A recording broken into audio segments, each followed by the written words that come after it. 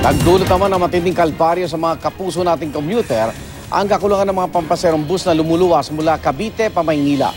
May live report si Bon Aquino. Bon, ano dahilan?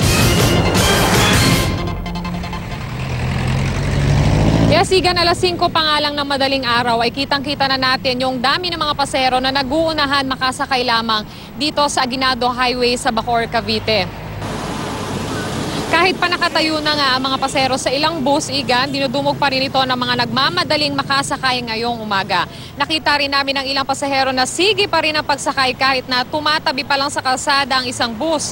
Namataan rin namin ang ilang kolorum na van na maraming sakay na pasahero. Nagtatanggal pa ng signage ng isang kolorum nang makitang nakatutok ang aming kamera.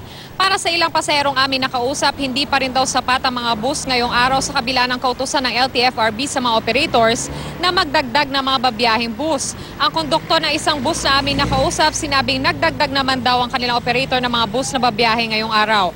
Ang mga bus at UV Express na nagsasakay dito ay yung mga biyaheng Maynila at EDSA.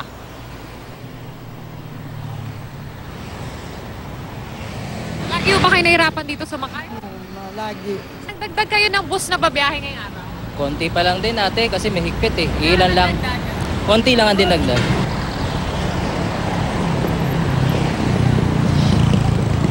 Igan, sa mga oras na ito ay medyo nabawasan na yung dami ng mga pasahero na sumasakay dito sa gilid ng kalsada, no? Samantala, Igan, ito namang lagay ng trapiko dito sa Aguinaldo Highway ay maluwag pa naman ang daloy para sa mga motorista. Igan? Bon, bakit kulang? Hindi bumiyahe yung kolorum, ganun ba? Igan, hindi natin masabi kung yan yung dahilan, no? Dahil meron pa rin tayong mga nakita na kolorum na bumabiyahe kanina at hindi lang yan isa o dalawa.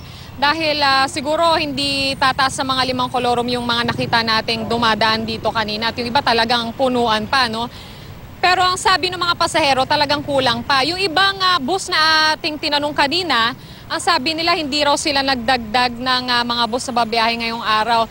Yung isang kumpanya lang ng bus na ating natanong kanina, yung nakita natin sa interview, sila lang yung nakapagsabi sa atin na nagdagdag pero kulang pa raw yung nadagdag nilang bus na babiyahe ngayong araw. Sabi ng isang konduktor, hindi raw makabiyahe iba dahil naghigpit. Naghigpit saan? Yun nga, Igan, ang hindi natin natanong pa, no, dahil papaalis na sila kanina. Pero Okay. ang sinasabi nga nila, nagdagdag man, kulang. Yun naman din yung nararamdaman ng ating mga commuters na nakausap kanina. Maraming salamat, Bon Aquino.